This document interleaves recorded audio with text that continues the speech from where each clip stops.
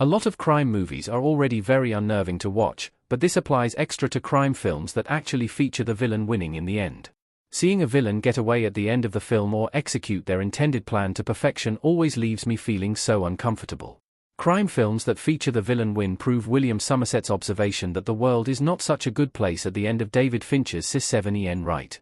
Speaking of Fincher, he has actually made 3 crime films in the last 30 years that end with the villain victorious. David Fincher's best movies include *7 Fight Club, Zodiac, The Social Network, and Gone Girl.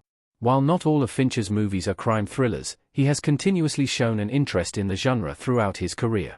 Even though *7 only had one on-screen murder, it disturbed audiences all over the world, and Fincher has continued to do so with several more movies. In particular, *7 Zodiac, and Gone Girl stand out as 3 Fincher movies that feature the villain winning in the end. David Fincher has released 3 great crime movies since 1995 that have the villain winning in the end. *7 Zodiac, and Gone Girl are amazing crime thrillers. Throughout *7 detectives William Somerset and David Mills investigate murders that reflect the 7 deadly sins. However, before they catch the murderer, John Doe turns himself in. Turning himself in is all part of John Doe's plan, so that he can get Mills to finish his murdering spree at the end of *7. By killing John Doe, Mills illustrates wrath, the final deadly sin of the movie. 12 years after *7, Fincher directed Zodiac, in which reporters are also trying to figure out a serial killer's identity. However, unlike in *7, the serial killer in Zodiac never reveals their identity. Since Zodiac is based on real-life crimes, it is even more disturbing that the serial killer is never caught. Failing to catch the Zodiac killer means that the characters in the film will potentially be haunted for the rest of their lives. While Amy Dunn is not a serial killer in Gone Girl, she is undoubtedly the villain of the movie. In the film, Amy tries to paint her husband, Nicholas, as the villain. Amy even manages to successfully manipulate the media at the end of Gone Girl.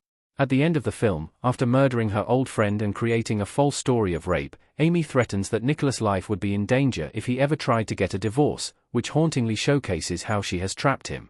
Letting the villain get away is what often makes David Fincher's movies so interesting. Fincher's films are so unnerving because the villains often win. By so often letting the villain win in the end, Fincher has cemented himself as one of the best thriller directors ever.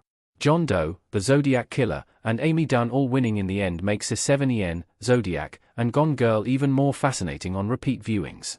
Once everything is revealed at the end of these 3 films, viewers can go back and watch every scene in the movie more closely to see how it all comes together. While the Zodiac Killer remains more of a mystery in Zodiac, John Doe and Amy Dunn shockingly winning at the end of *7 and Gone Girl have also cemented them as some of the most terrifying villains in cinema history.